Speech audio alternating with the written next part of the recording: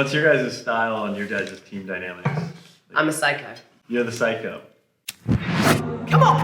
Down two. You're listening to the Get Peeled podcast, a space for life enthusiasts to get inspired, learn through others about fitness, business, relationships, and life itself. I'm your host, Hannah Eden, a fitness entrepreneur that has an obsession with sweating and a burning desire to share and inspire others with the lessons that I have learned through fitness. Make the decision tomorrow. Sleep. Or like I would just keep starting shit and not finishing shit, you know? Coming up with new ideas and That's one of the hardest things, especially when you're such a high achiever. And especially when you see that the triggers that you pull, usually you hit. It's like, oh, let's begin this, let's begin that. And everything starts off well, and it gets to a point where you're kept out. Mm-hmm. There's too many things going on. And anyways, there's a reason why people are the best at what they do, because they specialize, right? And like stick to your lane, do this, focus on this. I know that in between there's going to be so many things like, let's start this, let's start doing that. And it is that. It has been that over the years though, right? Yeah. It's like throwing spaghetti and something sticks. Yeah. But yeah. Are you like the idea generator and like passion, and then you kind of come in and like help back end execution? That's a good way of putting it. It's been a interesting journey. So if we zoom out, it was very different. Like we started business together, young, not knowing about business. So we learned a lot of lessons the hard way. It put a lot of stress and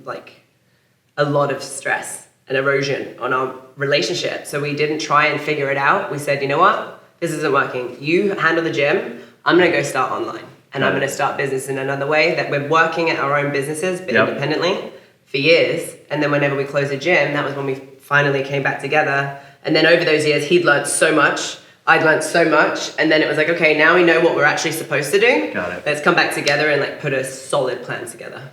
But that's like the fairy tale version of it, meaning, that happened. That's the sum of 8 years. And you're building the place.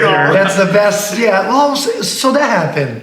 It was more than that. It was learning that I have strengths and many weaknesses. She has strengths and weaknesses. And for a while, we were trying to make the other person be what they weren't. You know what I mean? Yep. Be this person, be the creative, and it caused a lot of friction on that. And it got to a point where we're like, no, now we understand what we're all about. We understand what works for you, what doesn't.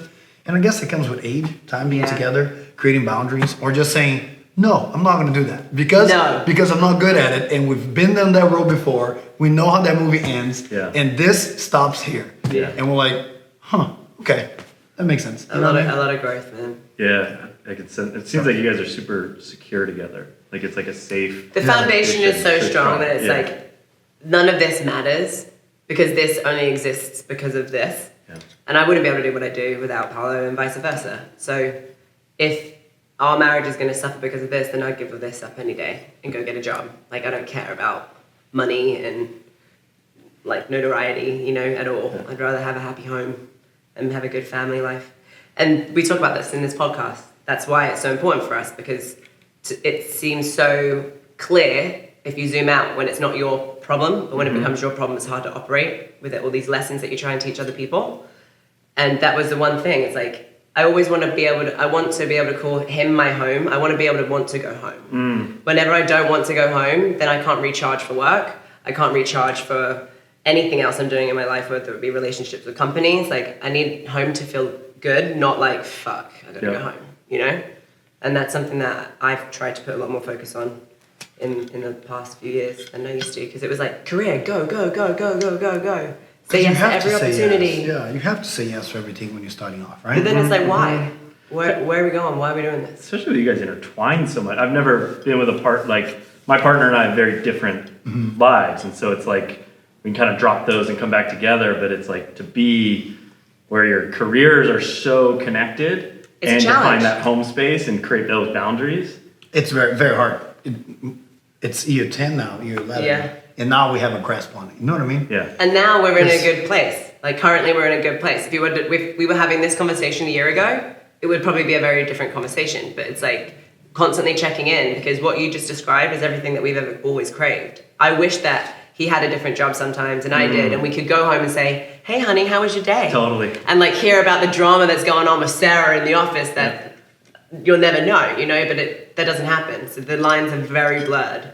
Yeah, so you're bringing emotion into the other person. Yeah. You're connected to it. Yeah.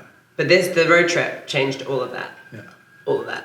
And there is excelling on things that you do. There is failing at things that you do. And when you fail at things that's supposed to be on you, it's your plate. You run with it. Got it. And you don't perform it. Hell, you come home and you're having dinner. Guess what? It's gonna come. Yeah. You know what I mean? Yeah. And so, yeah. Whether it's a conscious thought or not, No, never a conscious thought. It's just professional lives and personal lives. They are intertwined into the extent that, there is no separation. Yeah. You wake up, you go together to do this one place, stay all day, come home, have dinner, still within the same, tornado. So what did you do to create, because it sounds like last year was super turbulent. So how did It was challenging. What were the things that you guys did to stay in the room together and figuratively and literally to stay together and work through it? So I would zoom out and say that previously, you described it a little bit earlier, but I'm famous at running away. Not really running away, but I'll deal with it later. And then I can compartmentalize too well to the point that I'll close the door on that subject and we have to open up another door because we've got this, that, and the other going on. So going into the RV was really rough. It was it was loud. It was very angry at times, but it wasn't allowed to be settled any other way than talking it through. Yeah. And even if the talk was loud, we understood that I need a better way, the way I communicate. You need to be able to communicate. I'm very loud. He just shuts down. So then it was this space of, okay, if I'm going to speak, I promise you there's a point behind what I'm saying. And I need to figure out on my own way of delivering it better. But he understood that that's what my goal was. So to help me get there, it was let her be louder than she fucking should be. And I'm not going to take this in a certain way. And she can speak and be able to communicate so I can understand what the point is. And then flip side was I need to stop doing things that cause him to shut down. So that means it doesn't matter how many times I deliver a message. I can say it in the nicest way. I can say it in a loud way. I can say it in this way or that way. If he's not willing to receive, then this doesn't matter. So I need to figure out what it is. And I do a lot of reading and psycho shit with cognitive behavioral therapy and looking at reasons why people shut down in the brain. It's because I'm triggering him and he's now in a totally different space that he can't hear. So through reading and trying to apply, and that was it. It was like children. It was okay, so what's your story? There's what's your story, there's my story, and then there's the truth, right? What's your story? So we had this thing forever in the RV, which was we're not leaving the car until I know your story. I might not agree with the story. I might think your story is wrong, but I need to know it. Then you would know mine. It's we all just have a different perspective. And that's all stoicism, man. It's perspective. Every situation is what it is. There is no good or bad. It's just the way that we perceive it. So I was able to communicate better. But he was also able to communicate better because not speaking seems like it's better because it's not combative. But it's how can we work past this if we don't speak? Even if it's vulnerable or doesn't even make sense, just words. I speak too much, he doesn't speak as much. But that's a pattern, I think, because that's how men and women are wired. And if there's anyone listening to this, or we started, by the way. I think we started the podcast. Hi, welcome to Get Filled. Fuck it. Let me do a real intro. Yeah, let's do it. We'll do a real intro. Okay. This is a great conversation, and we should just continue it. Yeah. Cool. Hello, everyone. Welcome back to the Get Peeled podcast. I'm Hannah Eden. And I am Paulo Barreto, your co-host. And today we have Ryan Duey in the house, people. It's good to be here. Yeah. So Ryan is the co-founder of The Plunge. The Exactly. Cold Plunge that is Thanks coming so much our way. for coming, Yeah, man. thank Dude, you. great to be That's here. awesome. In Florida, what brings you to Florida to begin things with? A mix of business and pleasure. Awesome. My best friend moved out here from California, wanted to come out. I hadn't really spent much time in Florida, especially Miami region. So wanted to come out, and then, knew you guys were out here. We have some other partners and customers that are out this region, so I kind of piggybacked the whole thing. Awesome. So just having a blast, finding all the cold plunges I can get into. I love that. And just for a little bit of a background, which we will put everything in the show notes below, but I was really, how did we meet, first of all? How did we get connected? And we have to give a massive shout out to Mr. Matthew Vincent and Bonnie that connected us. But we actually were able to get our hands onto a cold plunge a few months ago. So we've known about the plunge for a while. Explain what it is, babe. I will. Well, I'm not going to explain that. I'll let Ryan explain that. Yeah, but that's much better. Just to give you a little bit of background, this is a really cool story that I want to share on Get Peeled because it has a lot to do with business, a lot to do with personal passion, right? And things that you like to do, and then putting them together through relationships that you've made with your business partner. And this is a massive new project that has happened since the pandemic. So with that being said, tell us about the Cold Plunge. Yeah, so the actual unit it's a self-contained cold plunge unit. So there's chest freezers that have been out there. People hit the rivers, people hit the lakes, or you get your own trough and throw it up with ice. It was something my co-founder Mike Garrett and I, we were super into. He had the chest freezer. I was hitting the rivers in Sacramento, which were obviously seasonal, only cold water at some point. But so we wanted to create something that looked cool, like you could actually didn't have to be hidden in the garage. And that it had full self-contained filtration system, and you can get the temperature to whatever, self-controlled. You could pick the temperature that you want.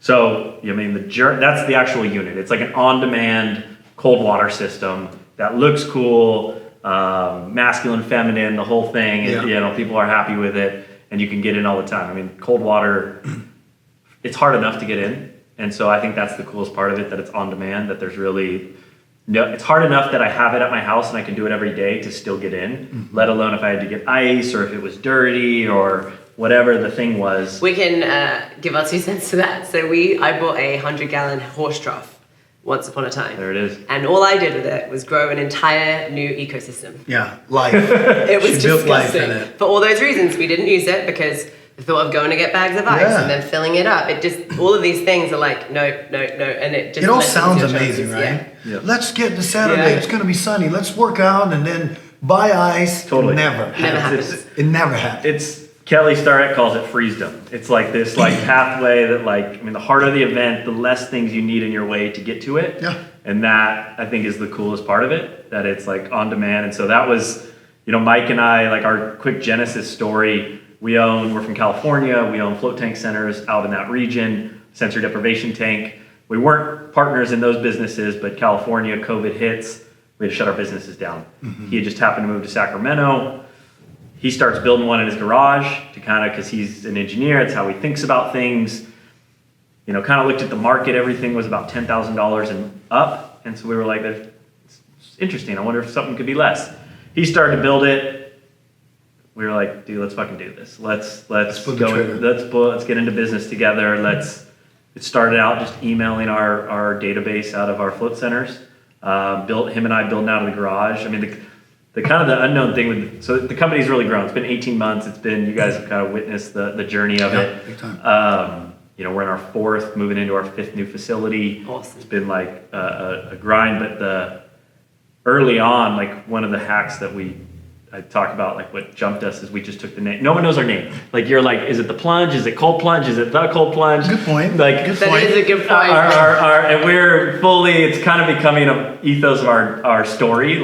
Fuck it, we don't, our name's Plunge, if anyone's asking. There you go. Hey, it's Plunge. It's Plunge, but Where can we find it? What's the website? thecoldplunge.com. Cool. There you go. And so when we were going, we had my kind of tech buddy was sitting there and we were doing some SEO work and he was like, dude, there's no one that has the name Cold Plunge. It was owned by some sauna company. So we were like, Hi. Hey friend. Little cameo. Can you come join? Hi, you want to be part? It's like, yeah. Can You you just pick me up. Just pick me up. Hi. They picked it up. Yeah. Hi friend. She loves it. Hey friend. Ellie's here to join the show. You got lights on your collar?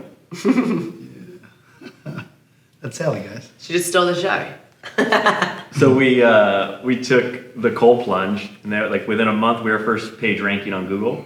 If you typed in Cold Plunge. Whoa. Amazing. And so that was the funny part is we were in his garage with fairly slick looking website, and people were finding us all over the country, and it was they thought they're calling my cell phone. And they think we're some they thought we were some manufacturer. And so we sold our 20 which we had put out to our email database in Northern California. We hand delivered those. And then people started ordering. It's it's just kind of a side project to maybe we could sell a few cold plunges during the pandemic. Oh, and now man. it's Just like that. It's our full company. Man. That's our, I love it. It's so authentic. It's not forced, right? We've just literally strapped in for the ride. That's how do we amazing. manage this situation? We're not brilliant in what we came up to. It was something that we cared about, and it just, you went down?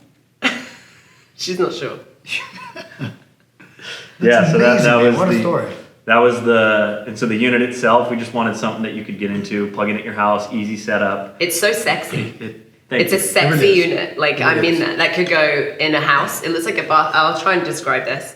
It looks very modern.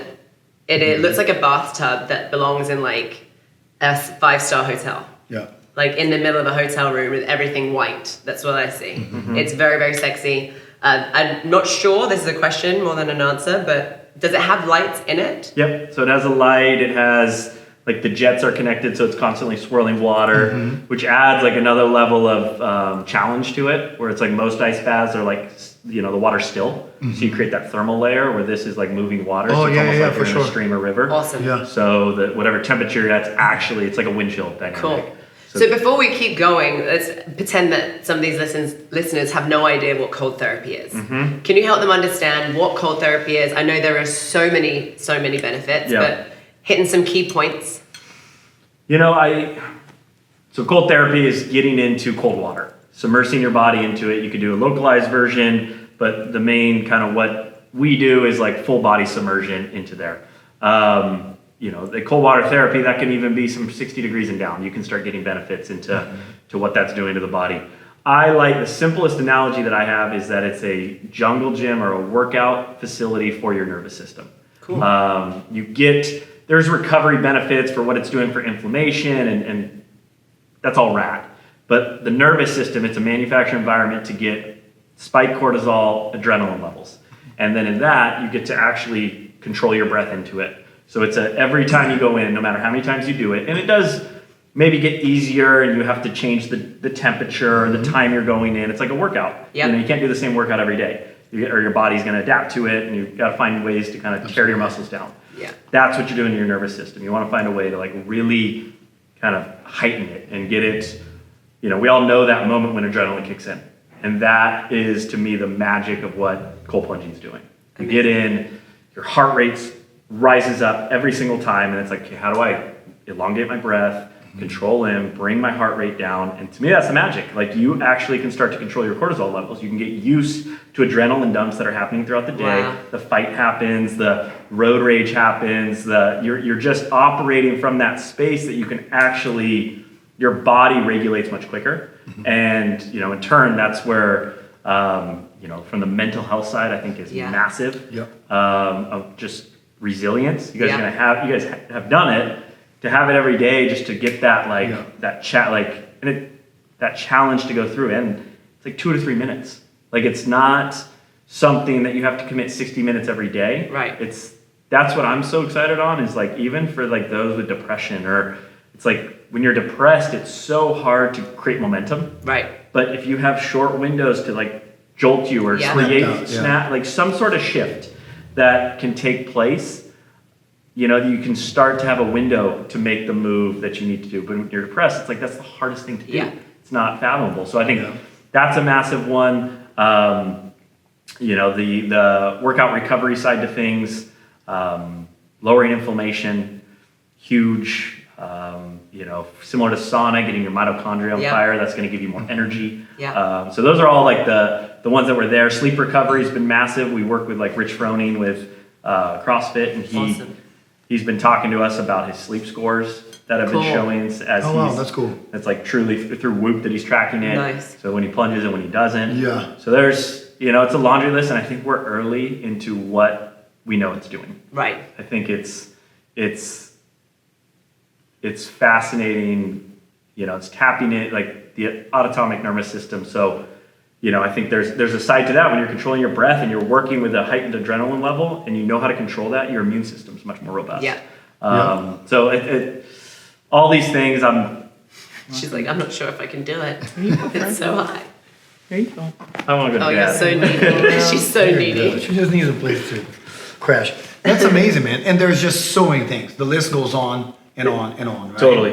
And I think that one of the first things that he said that to me is one of the biggest is that idea that nowadays as human beings we became too soft, right? If it's cold, you put a sweater on. If it's hot, you jump into the AC. Totally. And the jump cable to your nervous system, that's it. Yep. It's doing hard things, putting yourself into the hard position daily because you want.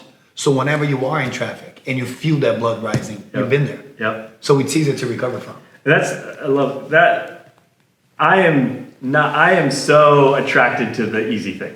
Yeah. Like I think most humans are, but it's like, yeah, when it's cold, I want to get warm. When it's warm, I want to, it's like I have my like level of comfort that I just like anyone want to be in, but to have kind of manufacture challenge that is like not too difficult to get into, Right. that there's not many barriers to get in, I think is the massive win. It's like I feel like a badass. Like there's something to there's something like primal. Resilience. Yeah, totally. Total resilience. Yeah, like getting my breath, like, I had to get a cold plunge this morning. It was like, I've been traveling since Friday. I got in the ocean once, which isn't really that cold. No. Not here. I went into Miami Ice Club, shout out to them here in Miami. Nice. That's cool. But it was, I feel different today. Awesome. Like it's just, you guys are catching me on a day where I'm just a little more attentive, a little more like sparkle in what I'm interested in what I'm doing. So I'm excited. We say this all the time, right? Do hard things so that whenever life throws hard things your way, it doesn't feel so hard. Yeah. But what you've just said is a massive point that maybe we're out of touch with because exercise has come so easily to us now because it's such a massive part of our lifestyle. But it's sure as shit didn't start that way. And people that are in a really dark space, it's really easy to say, get up and go on a walk or get up and move your body. Totally. But you're paralyzed, right? Like you can't move, you can't do anything. So 2 minutes out of a day 2 minutes. is attainable, that's doable, Yeah. and achievable. I like that. It is different. Really do. It's you're gonna learn a lot about yourself while you're doing it. Yeah. Some people do it, they do it for 30 seconds and it was the worst thing I've ever done. I can't do it. But it's that fight. And it's only you against yourself. That's it. There's no one else. Yeah. It's just you. How can you control that? Yep. Because you see someone doing it for 3 minutes and just ask, why can he do it and I can't? Right. Absolutely no difference. Totally. It's just doing it for longer. It's really cool. I love it. It became really big, I think, for people who are outside of the fitness space or the recovery space whenever the whole fuzz about Wim Hof started popping out, right? Absolutely. He's known as the Iceman. There's actually a movie coming out about him. Yep. I'm so Full-on excited. movie. I am so excited. It's crazy to see what this guy is able to do and the life that he was able to live. It's unbelievable. He is absolutely where I found out about it, and I always like when his name comes up, I always like it's like a moment of silence. Like it's just like this guy was the pioneer. Like I think outside of even bringing cold therapy and breath work and kind of empowerment forward, is like that guy was called crazy for like I know. decades, and like shamed and just like, man, what a commitment to stick, like to have the conviction to do it. It's like that to me is the most, like I literally get emotional over it. Like, really cool. What he did and But this is also going to lead me to my next point, right? Which is it obviously had an effect on him in a personal way that it didn't matter what the rest of the world thought, right? Good point. And it's like personal, business, relationships. He has now made a business out of a passion, but it didn't start that way, especially when everyone was giving him shit for doing this weird thing. You as a person, right? Like I know what I found online. I read some stuff. I found it really cool. You walk in today, it's like when your energy just connects with someone. You guys are wearing the same fucking outfit, which is a little bit strange. Weird, guys. It's a little strange. We just became best friends. So Yeah. I got the tattoos, tattoo. same shorts, Tragus the Pierce. Tragus Pierce. It's cool. Like I guess I didn't get the memo, Yeah, But it's good You didn't get vibes. the memo. I didn't get the memo. Clearly not. But it's Did we good just vibes. become best friends? I think we did. But on a personal level, what has this done for you in your life? Like I saw that you've been through this spiritual journey, right? Yeah. And you had an accident. I don't know if you suffered any pain or injury from Yeah. that. Like, take us back to the beginning for Ryan as who he is as a person that helped you create this now very successful business. Yeah, I mean, it's always been similar to you guys. Like, it's a passion that just turns into a business. Like after I went to college, for some reason I wanted to go learn Spanish. So I just moved abroad and that became my job. Like I actually taught English, but to learn Spanish. So I was living in Spain, doing that whole thing, and that was like massive experience for me, like 2 years out there. And then I fell in love with soccer. I grew up playing soccer, but fell back in love with it out there. So I was like, I'm moving to the United States to be a part of Major League Soccer. So I got a job with a Major League Soccer team, and I was like so into soccer. What team? San Jose Earthquakes. Very cool. Yeah, so it was awesome. This was back in like 2010 when I moved out, or 2011.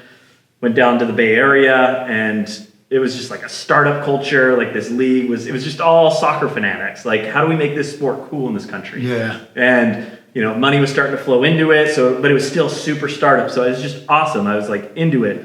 And then, like you said, I had an accident. I had an accident out in Thailand, and put me into the hospital for at least 3 weeks out there. It was one of those like amazing. I call it the greatest gift. It was like when it happened, I knew right away, like I didn't quite know it was going to turn out. Like I had fractured my jaw, massive concussion. Wow. They had to do like reconstructive surgery, like very quickly, like speedboated me to the other island because there was no hospital. Like it was an intense thing, but it was that opened the doorway into like, okay, what, like it accelerated everything I wanted to do in life. So I wanted to go, I'd always been intrigued with psychedelics. And so I wanted to go work with ayahuasca. And this was back in 2013. No one I knew in my paradigm that I knew personally, I'd heard it on a podcast, but not a single person I knew. To me, it was like kind of the next great adventure.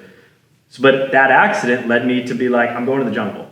But in the meantime, I needed to kind of connect with my mind and my body and heal the ailments that I had. Right. So that's what I found a float tank in San Francisco. Mm-hmm. So I started floating. That was the next portal into my new passion. Very quickly, I did not think that was going to transform into my calling, my next calling. Mm-hmm. I went in to how do you meditate? How do you, connect with your breath? These things. Fell in love with it. I was like, I'm going to go start a float center. Thinking I was going to go to Peru and it was going to teach me how to start a float center. It was like very different. For the ayahuasca. Went to ayahuasca. Yeah. I thought I was going to get my vision of what psychedelics were. It's just like, this is how it works. You're going to find the future. Yeah, exactly. Yeah. And it was like, which can happen. But it was very quickly like, no, dude, like we're going to need to work on yourself and go through that process and actually connect with who you are. So I kind of put the whole float tank thing to the side, but came back, got a promotion, got mentored in management and business. And then that's when I left to go do the float tank. And then the float tank happened, or Capital Floats happened in Sacramento. Amazing experience for us. We opened first one in the Sacramento region. That's how I met Mike. And then, COVID happened, shut our businesses down. Mm-hmm. It's just been this natural progression of the next thing that's like, what am I in? It's always like, what am I into now? And then how do I just it's like I want to share it. Like that is kind of my MO. So I don't know what your original question was there, but it's like that just what you just said was it. It's like, who are you, right? But going back to stoicism again, maybe a little obsessed in that right now, but every time there's been an obstacle in your life, someone else could have had that car accident or that motorbike accident and been like, oh gosh, I'm now in fear that life is so, I could die tomorrow, and live in fear rather than I need to squeeze it dry right now and do what I want right now.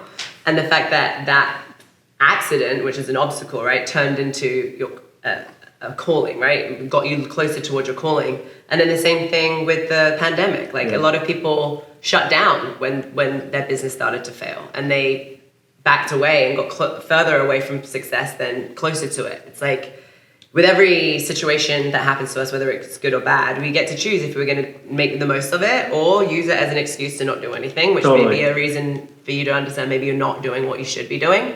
But passion, you can find it in every space. It's all around us. You guys talked, it's perspective. It's like, for some reason, the biggest ones that should be labeled bad, I choose to be good. I would love to do that with the micro bad things in my life, because I kind of can play into, this is so hard or this or that. But the big tough ones, I've always been like, I'm going to label, that's my door.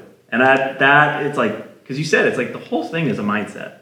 We're just consciousness experiencing something. Right. And it's similar to the cold plunge. It's like our body knows no different than if a lion's chasing us or if we're in a cold plunge. It's adrenaline. It's the same mechanism in the body. It has no label to what is. Right. And so it's like, how do I get used to just what's happening in here as opposed to the pictures that are happening out here? Right. And that's I like that. It's trippy. Yeah, there's one saying in Stoicism, Seneca says something it's amazing. We bring it to our workouts all the time, especially when we're trying to really dig someone or ourselves out of a freaking hole inside of the workout, which is treat your body rigorously so we may not be disobedient to the mind. And that's exactly what the experience of doing a plunge is.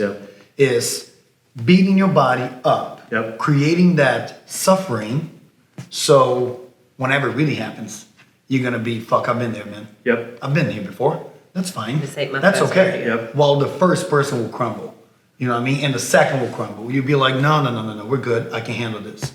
But there's one thing that you said, whenever you said, had that accident, and it's an amazing opportunity because most people, it's needed some near-death experience or big loss, something that shifts the perspective to do what's called time collapsing, right?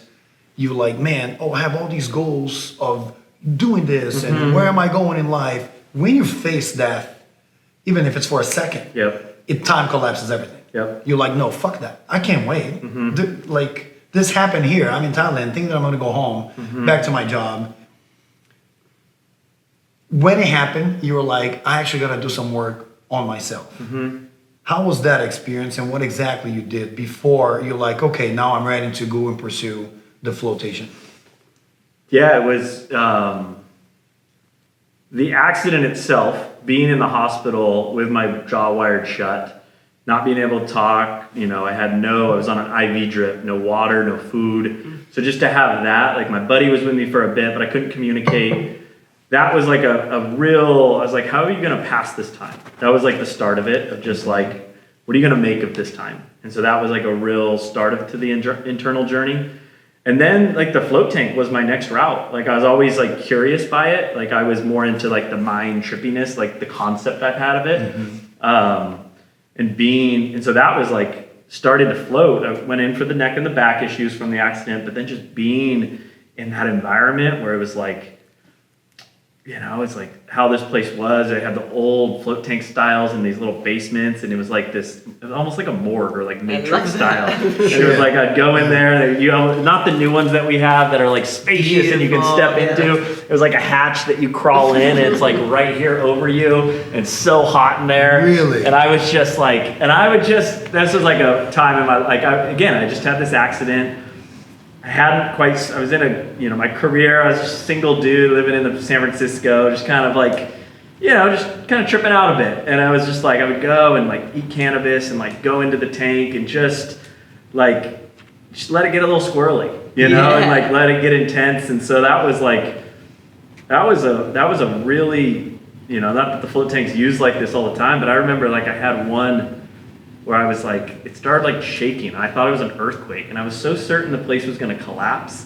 And it was like, are you ready to die? And so it's like been this shit, man. Yeah, I was like, okay, it's gonna go. And I was like, like breathe through it. So it's like I've always taken that moment into like life. Like it's like a mantra I have is like, can I die well? And like, is there the time that's outside of my control, and will I let death come at its door? So it's like that year was that process, like just getting used to those concepts. Like these weren't in my parrot, it just started to come through floating. And then working with ayahuasca was like a whole different, that was my first time with that. Do you guys have experience with ayahuasca? I would love to. I haven't done it yet. We've both spoken Something about that I it would like for a to while. do, Yeah, it was. How many times have you done it?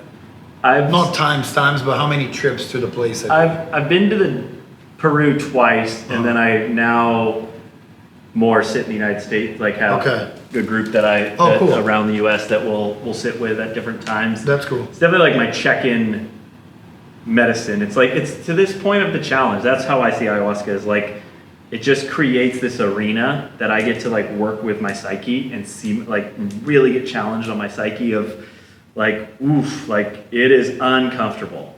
And can I stay in the room? Can I look at it? Can I surrender? Can I let go? And it's just like, do it once to twice a year over different, 3 times usually each time. And just like go into the arena with like so the RV, you can't fucking leave. Like once you drink that cup, you got to sit down, and it's like, and sometimes it's blissful, and it's all the highs, and then Yeah. sometimes it's like, dude, this is the murkiest, darkest, and there's nowhere to go except going into it. Yeah. Like, you know, and it's the mantra of a cold plunge. It's like when I go into a cold plunge, my breath's shallow and I want to get out, I'm thinking about something else. It's like, damn, this Stay sucks. Here. Stay here. But it's like, how do I just go into it? And so, you know, that has been, these tools have been the way for me. That's like, you know, slowly but surely kind of chipping away at learning. Then I can ask questions to you, because my biggest concern with that is that, again, my brain moves very fast, right? There's only so much room for other stuff to come in to play. I've carved out time now to go through therapy, do personal work, do this stuff for personal self, but I'm in the moment, I'm present when I'm doing it, and then I can stop and I go on with my life. My concern is that I go there, get inside this very complex psyche of mine, and come home, the show must still go on. You know, like I would want time to maybe process, or maybe I'm just building up this idea of what it would be and not just surrendering to let it be whatever the fuck it will be. But that's where my head's at. And then I come home and then do what with all this new data that I have discovered about myself inside that I will need to work on.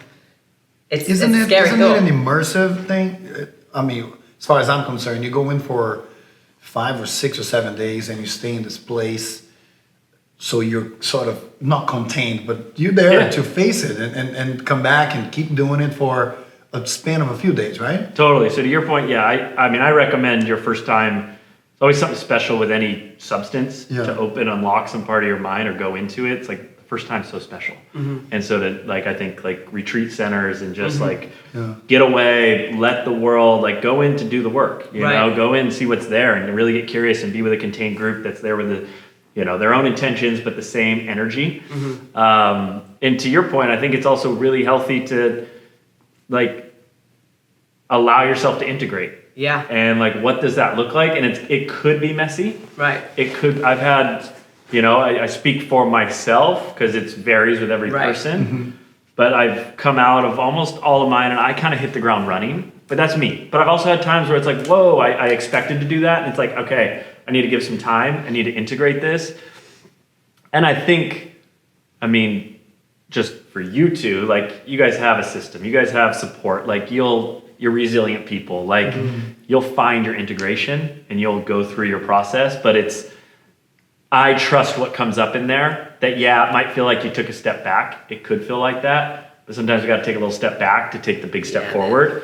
And sometimes it's not like that. Sometimes it's just fucking rocket fuel and you're like, got it. Like I broke through a lot. I shedded a lot. I'm ready to go. I'm more open, empathetic. But it varies. Every time we talk about it, right? What sort of emotions, if you could name and label a few, what sort of emotions you get whenever you talk about it and you hear experiences of people who... I'm just so curious. Yeah. I'm so curious. And it intrigues me. I'm very interested in it. Fear? Not really of the experience, but of the aftermath. Right. Like thinking about, like whenever I have a heavy therapy session when I'm here, it's hard for me to then go back to the regular schedule that is at this moment in our life full. Sometimes I'm like, man, I wish I could just like take a week and disappear into the mountains and deal with the shit that just came to surface that is important right now, you know? And sometimes I don't get the opportunity to do that, so then it's not a good feeling. It's like you're bringing stuff up. That's what I fear, is that I bring stuff up that I won't have time to deal with if it's something... Sounds like there's something right there. Yeah, right. Like looking at time and like having the space to... Or make the time. Yeah. I mean, it's always about that, because... Yeah. Time is... Excuses on this side. Yeah. Time is very relevant. Definitely a component of fear, I think. Of Not the knowing, experience while you're there? No. The experience while you're there, again, it's just a long, cold plunge. It's just a 7-day uncomfortable... Just that. You know, there's going to be ups, there's going to be downs. I get that. Yeah. I can survive that. It's what is it that you unlock? Because again, it's different with every person, right? You can unlock definitely some personal stuff, some calling. We have heard. Do you of go friends. in with intentions like totally. that? Every time, I think the intention drives the experience. Yeah. Oh, okay. And I think there's intention is loose too. It's like, for example, I just went through at a new facility in Sacramento, California. They're a ketamine assisted therapy facility. Cool. So I just did a number of sessions there, and I went in with the intention of like helped me understand what freedom is to me now in my life. And that was a concept. Like freedom's my core value for me. Like what is that? But it's like, what does that mean? You know, and I've kind of been operating off a total different freedom session. And in a relationship front, my girlfriend and I are talking about having a kid. And so it's like, ooh, that brings up a lot of things on my freedom. And so I went in to work with ketamine on this subject matter of like, what is freedom? So to the intention, I had that, and then I just release it. As soon as like the onset of the experience, because it's so beyond, it opens this window that it's just beyond what I can actually rationalize and understand and actually maybe even comprehend a lot of the time. Mm-hmm. So it's like not clinging to my intention. Like, is this in my intention? It's just like, no, let that go. Maybe when it's really hard, it could be an anchor to kind of like pull me back. Like, what is it showing me right now?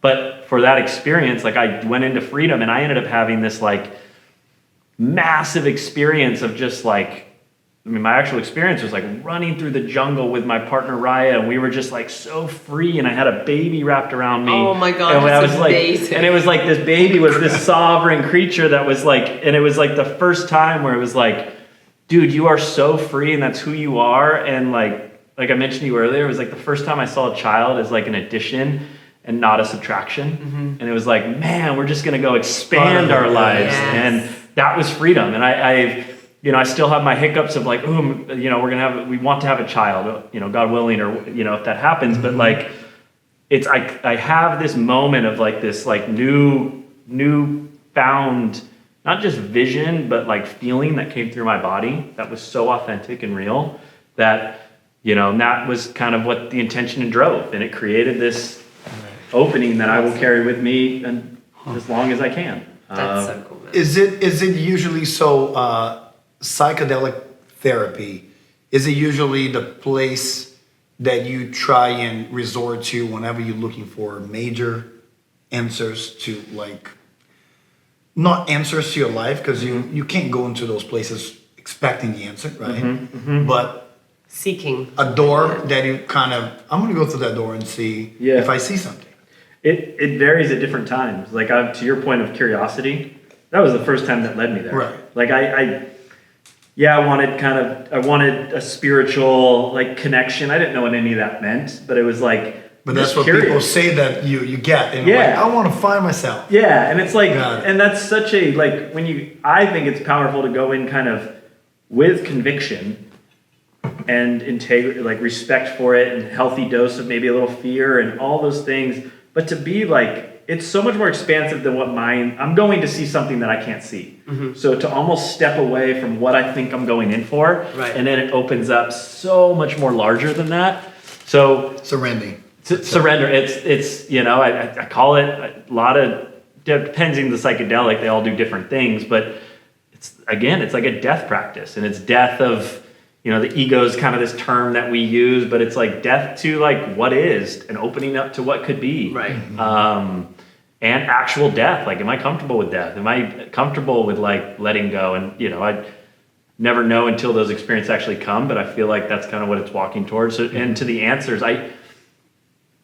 it varies. Sometimes it's just curiosity, and it's like this intuitive feeling of like, it's time to go back in. It's time to go experience this and really see what's there, see what's under the hood right now, see what's kind of running the show that I can't see.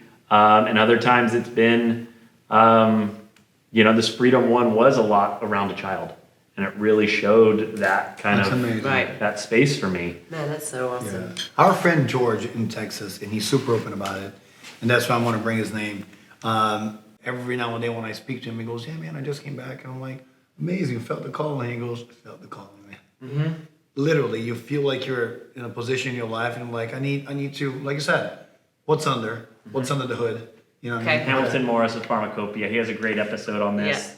We started watching that too. I think it was first episode of season 2 or 3 when he goes to Mexico and works with it. And it's you can kind of get a glimpse of what this is.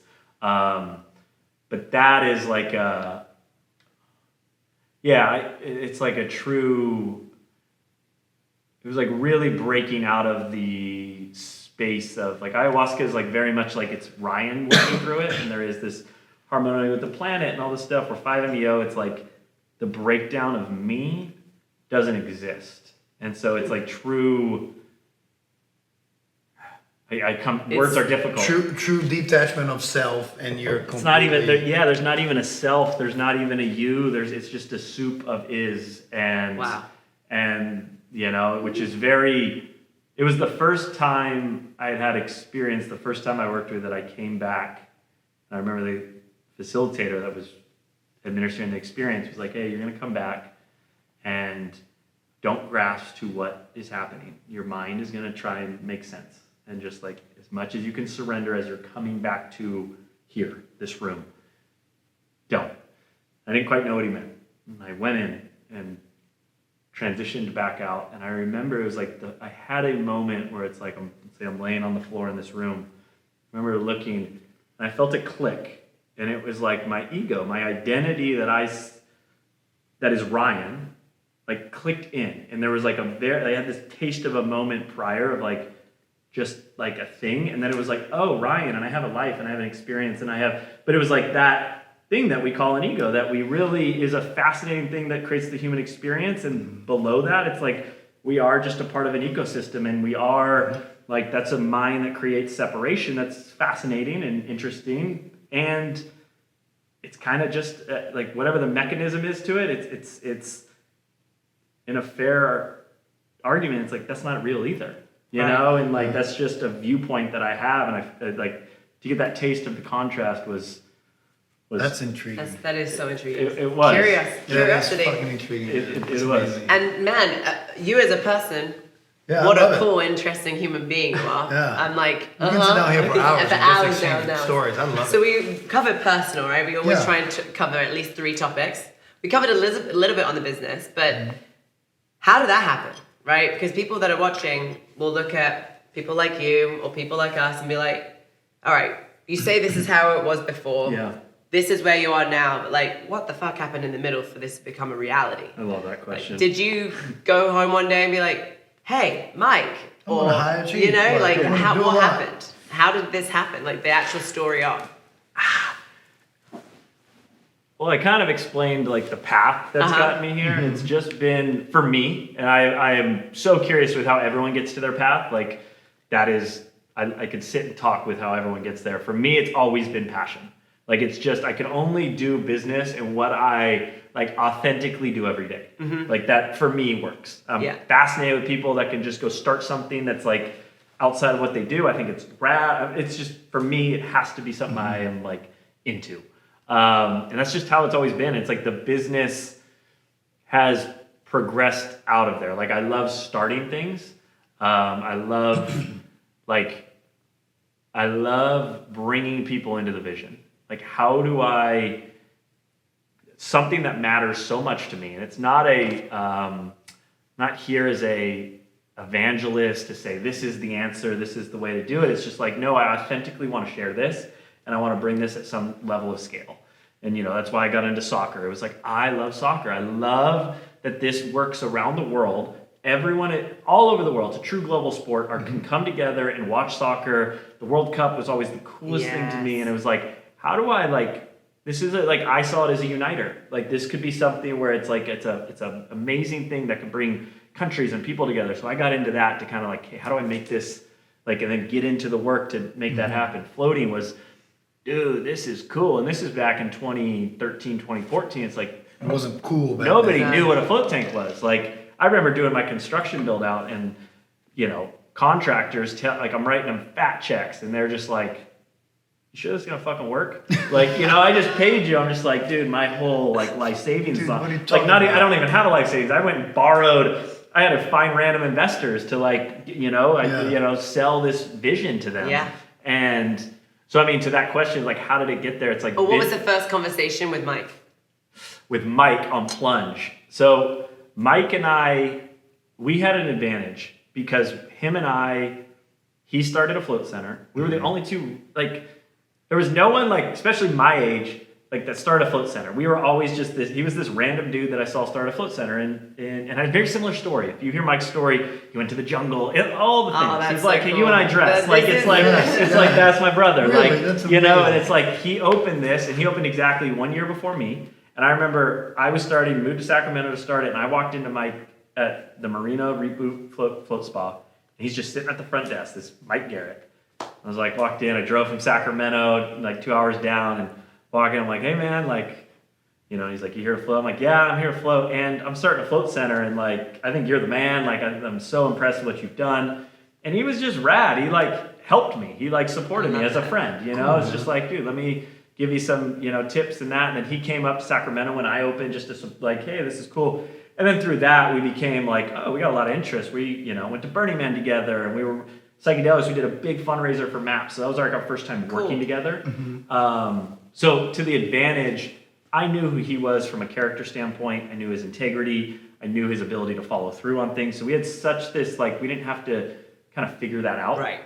And in this company, we were so clear we wanted to have co-founders. It's like, I can't do the solo journey anymore. Yeah. So him and I were both clear on that. And then, you know, he was in Sacramento and he started building this plunge in his garage. And I remember seeing the first prototype and I was like, he was like, so what do you think, man? You want to do this? And I was like, you know, I was moving in the RV and I was like, no, man. Yeah, man, it's pretty cool. Let me like kind of like step back. And then, you know, we just, you know, buddy wise just kept checking in. It was like over 2 months. And then I remember I was back, like I was checking in on the process. And then there was a moment I remember going in the garage and seeing his like iterations to it. And I was like, I get it. Like I see what, not having an engineering background, I didn't quite know how you could form something. And seeing his ability to take it there in that short a window, I was like, I'm ready to ride. Let's do this. And so that's when we committed and we turned on the Shopify store, I think September 12th,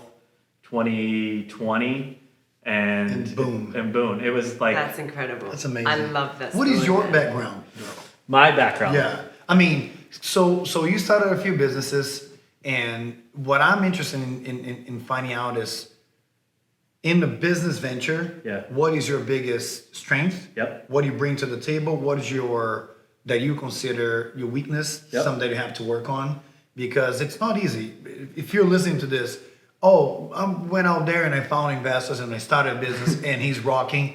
It doesn't usually work like that. It takes, there was a different kind of person. and let me be clear, like that was the hardest thing I've ever done in my life. Like that was not like a linear process. There was so many no's, so many questioning, so many moments of wanting to give up. Like truly, like, I mean, opening Capital Floats, I was on the brink of suicide. Like it took me there and I don't wish that. It was like, that's where life took me. And I crawled across the finish line. And so to the strengths, like,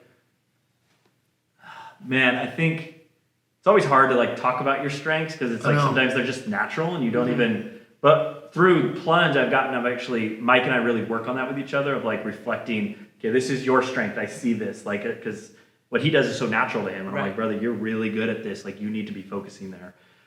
And for me, what the key reflects back is like kind of team building, massive into the people side. So that reflects into, you know, out meeting amazing people like you guys and building that. And kind of, you know, with Plunge, it's not just about plunging. We're trying to build this like community, like in this lifestyle. And it's like, Cold Plunges isn't the silver bullet. It's like, you need to be working out like you guys are here. You need to be doing breath. You need to be having, you know, with loved ones and dancing and doing all these things. And so it's like Plunge is kind of, that's the ethos of it. So for me, it's like, you know, the people side.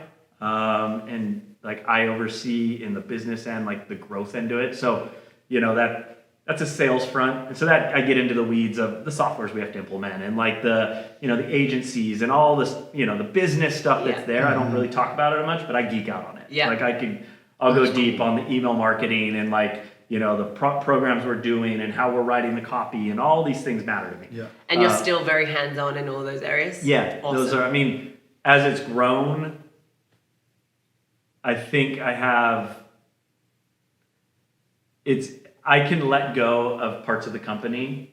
I like to pull in the person that I think is better than me and let them take over. Which is the hardest thing to do. It is. And finding those people is never easy. To do it, it's hard. Yeah. And when you find them, it's like run with it, and it's like you know, like let them go. I think that's maybe sometimes a weakness is I'm like the opposite of a micromanager, and sometimes my team probably wants a little more direction from me because I'm very much like, do you run this as your own thing? You're entrusted to do that, and so there's, you know, I'm learning to balance that of how to like bring a little bit more direction at times when people need it.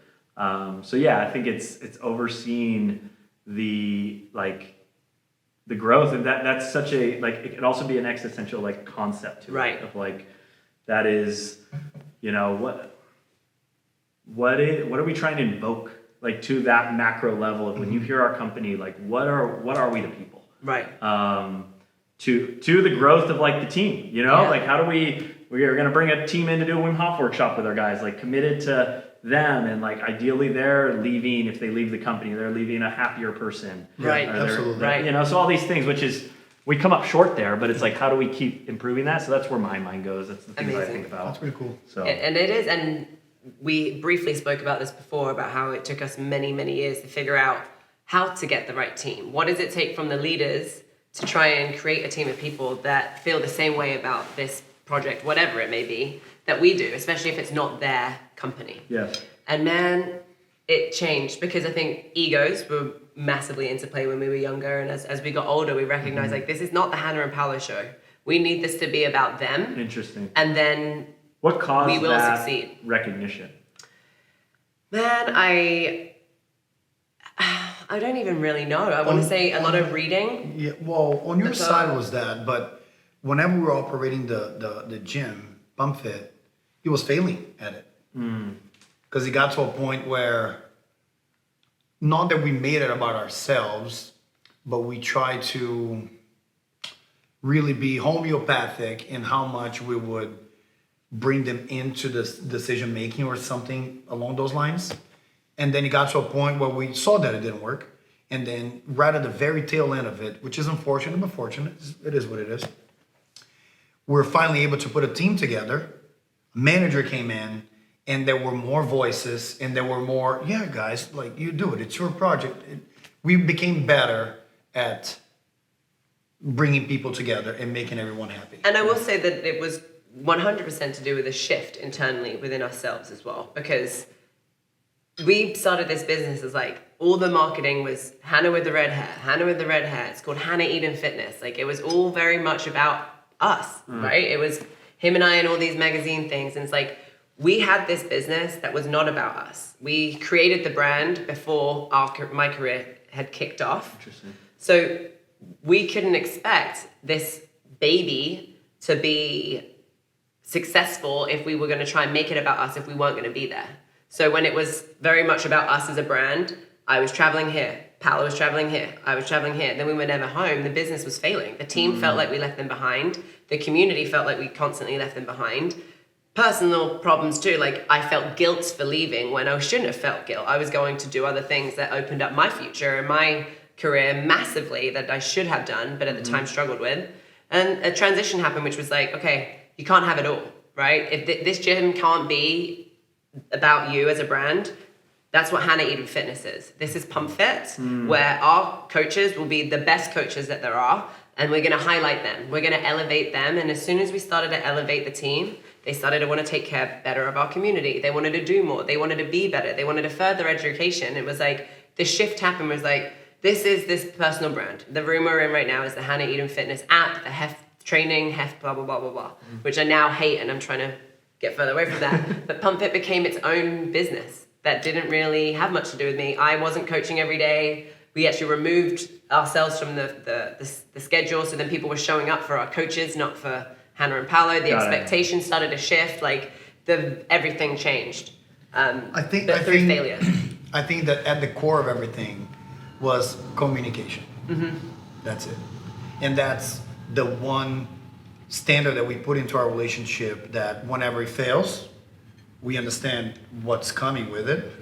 And then whenever it's failing, we're like, fuck, we're misaligned. That's it. There are many times that we're like, hey, and say that we have a friction in the morning and we're here, I'm like, hey, let's go back to it real quick. This is what happened. I felt X, Y, and Z. I expected X, Y, and Z. What did you feel? Oh, I felt A, B, and C. I'm like, that is why. It wasn't really a fight. We're just not aligned. She go, okay, makes sense. And for a while, we're trying to run Pump Fit, still keeping that ego as in, oh, we're gonna go on a trip and we're gonna do this. We deprived them from enough communication, I think. Which is also, again, to do with, it was our problem. You know how your truth is how you, whatever's going on inside of your head is how you see the world and how you kind of have the world see you too. Every time we were leaving, it was positioned like, I've got to go on another trip. Like, you know, I've got to go to LA and and then I go on to LA and everything is like exciting. Well, now they're feeling like I've left them behind. What should have happened was, hey, I have this massive opportunity in LA. How freaking cool is this? I'm going to be doing this, which could help us get more of this, which is what the goal was. But I felt shame in trying to better myself because the initial project was the gym. But then bigger, better things came up that I didn't ever want to allow our community and our team to feel like I had left them behind. So I always felt shame. So the way we communicated with them, if we did, was like, we shouldn't tell them that we've got another job. Where it's like, you should have been an open book. And from the day one, you know, and all of that hurt And that when we massively. did, And when we things did, became- It's everything, man. Relationship, whether it is with your customer, whether it is with your teammates, whether it is with your partner, it's the same thing. And that was the core of all the revelations that we had during our trip with the RV. And going back to what we were talking about before we kicked off the episode is men are inherently bad at communicating because we don't like to talk, period. Like there's things that we just, well, again, I can be generalizing, but there's a fabric from men and from women that we are different. Totally. We're different. The wiring is different, period. Some men could be better communicators than others, that's great. But inherently, we're different. Women like to communicate. They like to know how your day was. And what happened? Oh, we went to the store. How was the store? Oh, how was this? Oh, did you see that person? Oh, but it didn't tell me that you saw that person. What did they say? And men is like, oh, cool, you went to the store. Yeah. And you're back to it. That's it. It's good. It was good. It's good. Yeah, That was good. Yeah. So going from that, right, we started communicating better, and then in the trip, that's what happened. We figured out that there was a lot of, this is my work that I had to do, better communicating. Number one is realizing that you can only fix something that you already know. Learning how my emotional triggers, which are my problems, were being triggered by things that she was doing. And then you get into the, oh, it's my emotional triggers. It's something that's in me, wired in me. Yeah, but it's still your responsibility to keep him at, you know what I mean? It's not your fault that you have him, but it's our responsibility. But I also don't want to be the brunt of that all the time. And how do we? I remember one, which you said something earlier that made me go, huh, cool, okay. Through self-discovery, which was like a aha moment for us. And I think we've definitely amazingly, seamlessly, smoothly transitioned into talking about relationships, right? Which is massive. You have a partner, running a business is very hard to balance time. And this is something we always talk about, like how do you do it? What tips and tricks do you have that can help home be a place that you want to go rather than a stressful environment? And I remember in the RV for the longest time, it was like, whoa, how has it taken so long after we've been together for 10 plus years at this point? How have we never been able to see this for what it is? And why have we always judged each other for what it wasn't, right? Like going back to childhood, going back to culture, going back to what happened in your household, right? I remember Paola's mom is a superhero. And she is a woman that I hope one day I could be half of the woman that she is. But extremely successful woman that worked for the government in Brazil. Worked so hard and came from nothing and like worked her way all the way up. Then was an extremely successful businesswoman, was the secretary to the president of Brazil for many, many years. And then would go home from work at 10 o'clock, do homework with the kids till midnight. Like just can't even compare or come up even close to that. I grew up in a household where my mom stayed home.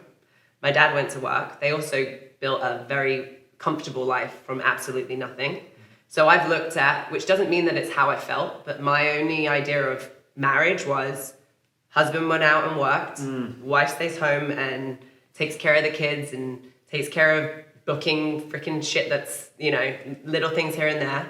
But I never wanted that for my life. But because I'd never had that conversation with myself, that's all I knew and that's what I didn't have. We met when I was 19. We'd never had the conversation of like, so where are we going to go? Where is it going to be? When you meet someone and you're in this newfound stage of your life at 24, 25, 26, maybe even 30, you have this idea of like, I know where I'm going now. And maybe share that with someone. We didn't do that because we were just moving. And I remember being like, oh my God, I feel like I do way more than most women should because I am in my household, right? Mm-hmm. But I'm not getting the recognition for it. Got it. But then I look at his life and go, this is all he's ever seen. So he doesn't understand that his mum is a fucking superhero, and that isn't normal. And that's your standard. That's just the standard. normal. That's just what it is. That's normal, It right? was, but it was never, in our relationship, it was never this benchmark as in, you're not meeting what I'm expecting. It was never spoken, but once we started peeling off, it's like, oh, because one of the biggest things that we were is, there's a book called The 5 Languages of Love, The 5 Love Languages, and we're all different, right? And one of the things that is a great trigger for her in a good way is words of affirmation, recognition. And as a guy, you think that you're recognizing by saying A, B, and C, and she's expecting Z from you. And you think that you're giving that, you think that you're saying, but she wasn't. So when we started unpeeling, it was like, oh, I'm expecting something from you, but you're not even seeing that from that I needed. It becomes or really, even more of a mindfuck, which is, this is what I think that I've wanted without even asking myself, is this what you want? Ask yourself right now, because I want to be a successful, independent businesswoman. That is not my mother. That's not who my mum wanted to be either. I don't want the life that I thought that was normal. I actually want the absolute opposite. So stop having expectations for something that you don't even want.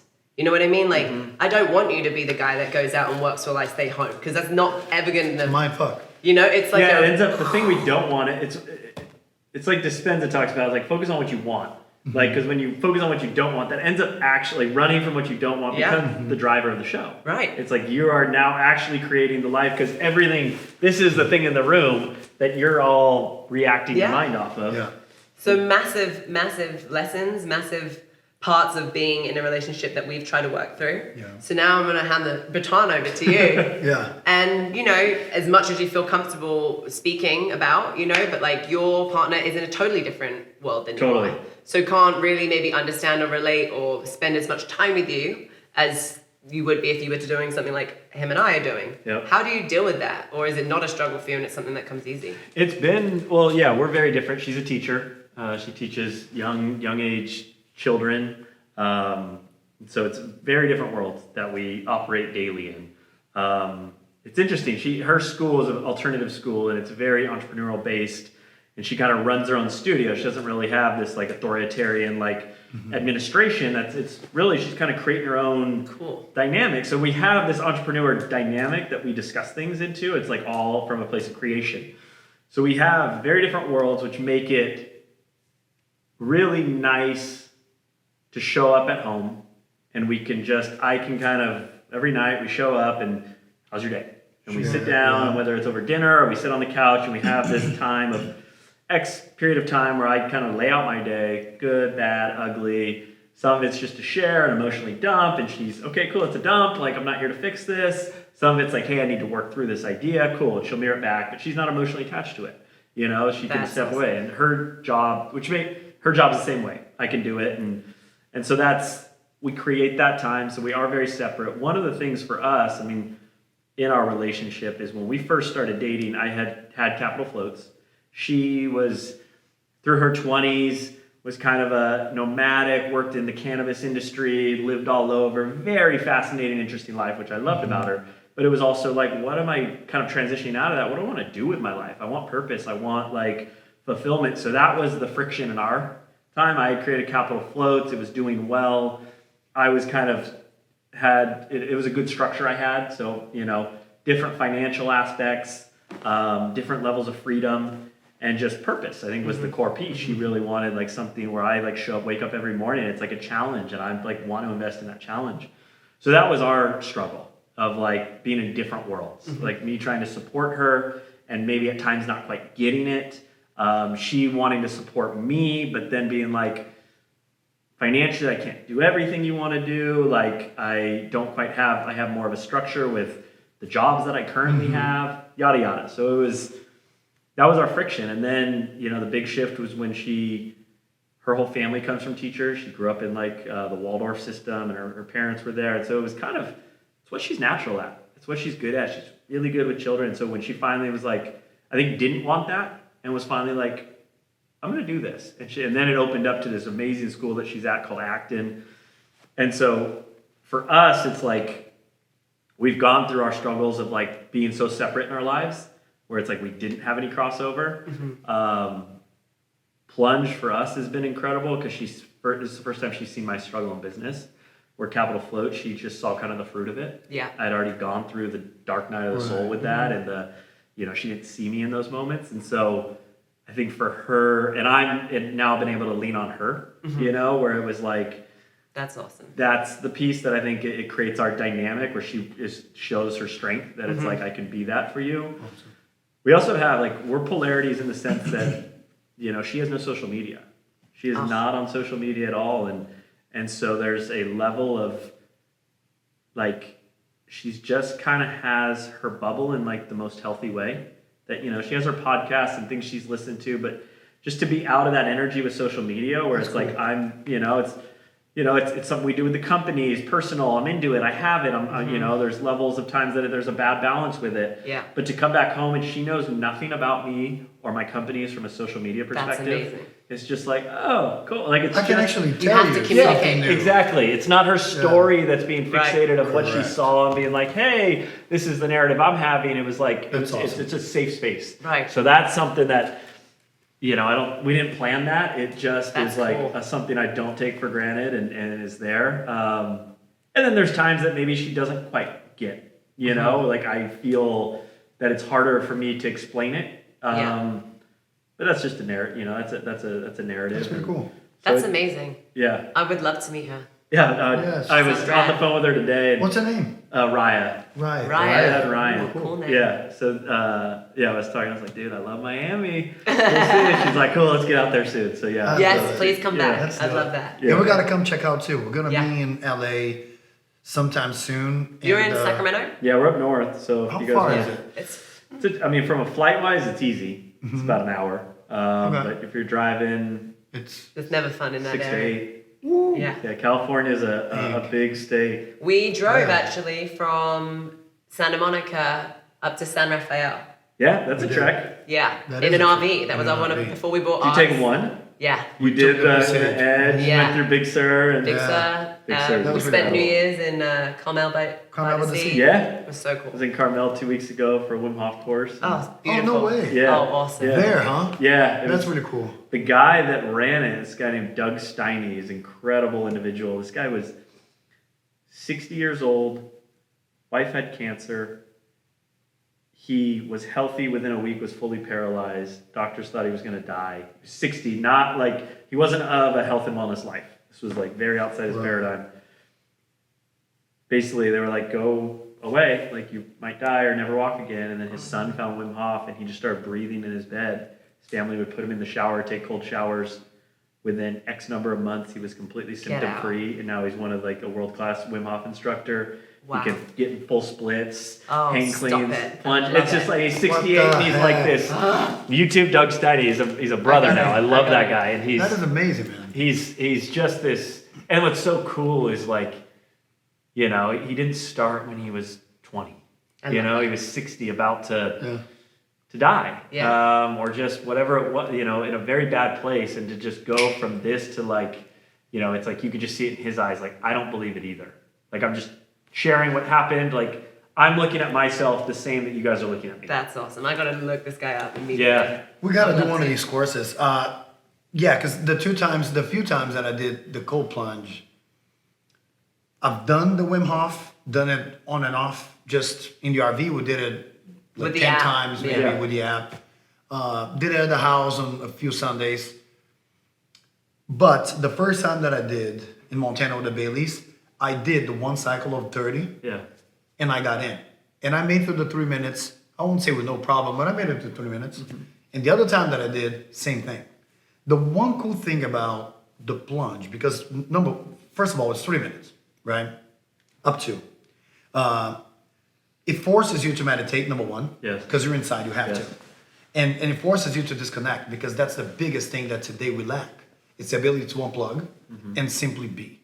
Stay still. Yep. Right? And it forces you to do your breathing. So if you're able to squeeze the plunge in the morning, it brings it all three together. It's the plunge, the breathing, and the meditation all together into, you can time collapse what people usually have to schedule within their days. And man, how do I get out of my desk and like meditate for 5 minutes? It brings it all together. It collapses everything. I love that you picked that up quick. I consider it a time machine. Because it's like I get in for 3 minutes and like what normally would be a 45-minute morning to do things, I'm just like in. Like I'm just like, and it's not like a coffee jitter, like, I gotta do it. It's like, no, like, boom, I'm gonna do the next thing that matters the most. And I think it's like you gain time. Like, yeah, you're giving up 3 minutes, but you gain an hour every single morning. Yeah. Man, I dig it. Thank you so much for chatting. Yeah, man, thanks for coming in. We could go all day. Here for all but let us know where these guys can find you, anything that's going on, anything that's coming soon, all the info. Yeah, I mean, for Cold Plunge, it's at the.coldplunge. Company's name's Plunge. I love it. Yeah, so that's social media on, I think, all the major channels there. And then personal, just at Ryan A. Duey. And that's D-U-E-Y. Then the two companies, Capital Floats or Cold Plunge, you can find them online and check them out. And companies itself, I mean, Plunge, we're really focused on, we're going to be launching some new products this year. So that's a big focus for us, opening up our channels of production and, just connecting with rad people and spreading happiness and vitality. Well, thank you so much for being here. Thanks for coming to visit us and for working out. Thank you for all the everything. good stuff. And I'll put all of the details in the show notes. If you guys are interested, you can find out more there. And don't you worry, we're going to find out more because we're going to be creating some rad stories. Yes, we are. We're going to be getting our hands on one. We're very excited. Awesome. Thanks, man. Thanks, you. Guys. That was rad. That was so cool, bro. Give me one of these, man. Appreciate it. That was awesome. Yeah, for sure. I know, I'm like, That was really cool, bro. We got to do this again.